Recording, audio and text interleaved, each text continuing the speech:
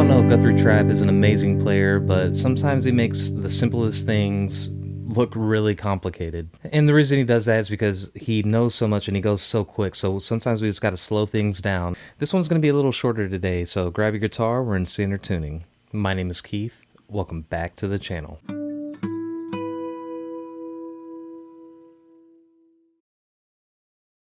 In this case, we're going to be looking at his little exercise that he does. I've seen him do it a few times in his videos. He goes from the root to the third, third to the fifth, fifth to the root, using the major scale. So let's show you a clip of this video that he has, and we'll break it down with tabs and charts. So here it is. And you get in, you can start hearing this like little cadence of this phrasing through these little exercises. There's a ton of them. You know, my phrasing trick, 3 notes.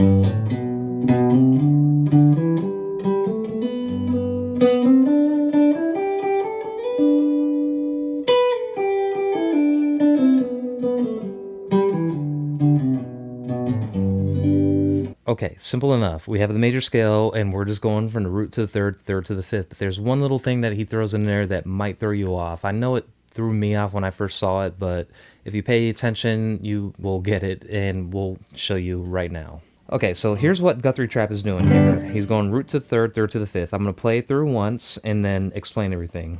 So...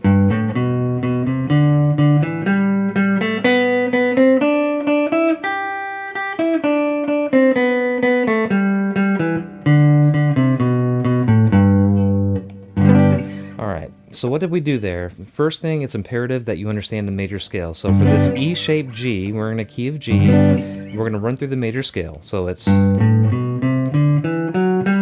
right there. 1, 2, 3, 4, 5, 6, 7, root. Then 1, 2, 3, 4, 5, 6, 7, root. Now the one thing he's doing in his little exercise is he's dropping the 7th. So... if we count things out and skip that 7th and we go in chunks of 3, that is what allows us to go into chunks of 3 because there's 7 notes, but we want to go in chunks of 3. So we drop that 7th and that allows us to go 1, 2, 3. So root to the third, 1, 2, 3. And that's the 5th. 1, 2, and we're skipping that 7th. So skipping this 7th. So if you use the major scale and drop that 7th, you'll be able to get this whole thing in chunks of 3, like this. Root to the third, third to the fifth, fifth to the root, skip that 7th. Root to the third, third to the fifth, then fifth to the root, we skip that 7th.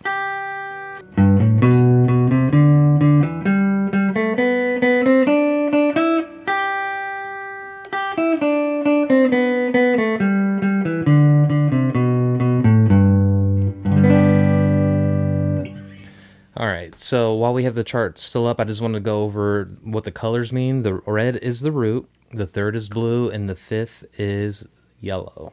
Okay, so for this exercise, he went through the rest of the cage shapes, and it is important to understand this for the rest of the cage shapes. What that's going to do is allow you to understand, A, the major scale for all the cage shapes, and B, what he said in his video, which I do highly recommend you watch it fully through and subscribe to him, is it makes you kind of not land on those weird notes. That's exactly what he said, or those odd notes. So you root to the third, third to the fifth. So if we have the next shape in the cage system would be a D. So let's hop down to the fretboard and take a look at that.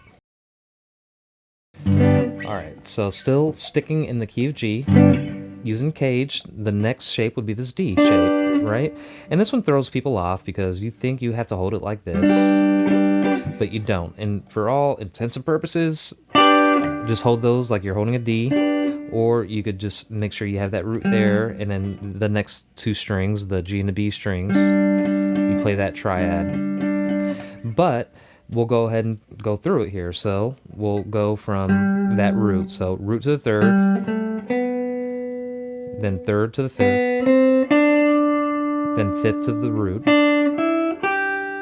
And then since we are running out of strings, we can only go up to the next third. So root to the third, then we can descend.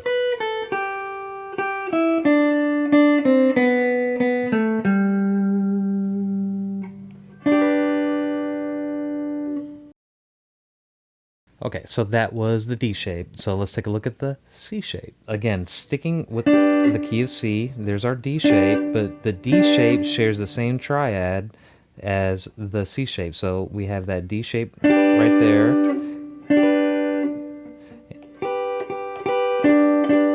Same exact notes there on the top 3 strings, but we're a little further here for that C shape.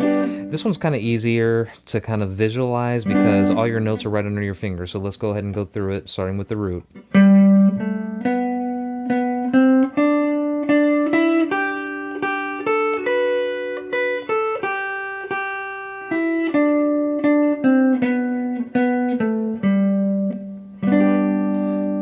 Okay, we'll do it slowly one more time. So root to the third, third to the fifth, fifth to the root, skipping that seventh, then the root to the fifth, or to the third, and then back down. Root, now we're going to go back down to the fifth. There it is. There's a third.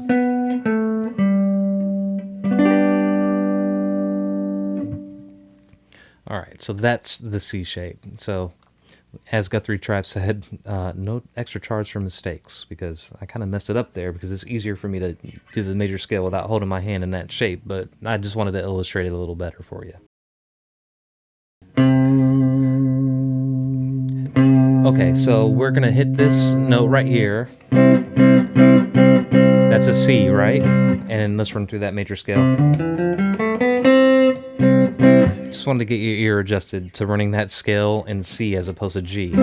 So we're going to use this A shape and run through this whole thing with the A shape.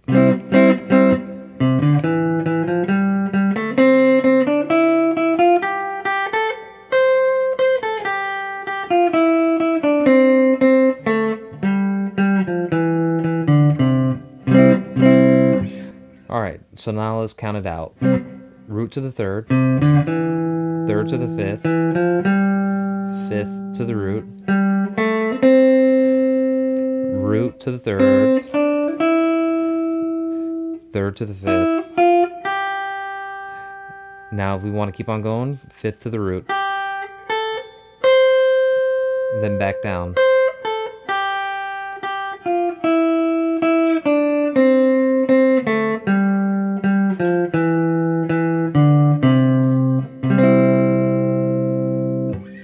That's the A shape.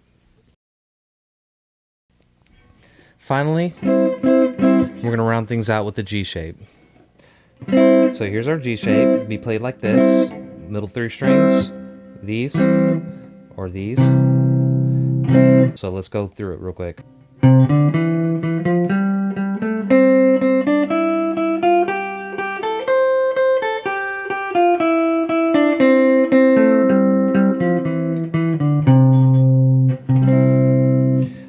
So now that we have that, let's go ahead and slow it down and count it out. Root to the third,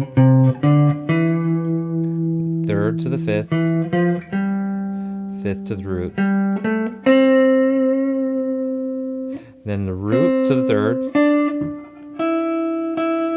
third to the fifth, fifth to the root,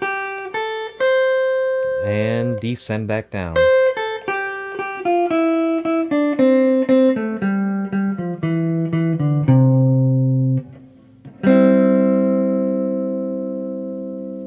So that rounds out all the cage shapes in that little exercise. So that's pretty much all I had for today. It's kind of a quick one, but I hope it was helpful, and I hope it kind of shed some light on what he was doing in that exercise. So let me know if you have any questions in the comments, and I really appreciate you watching. You have a wonderful day, and don't forget to like and subscribe if you haven't. Bye. Came right back at me.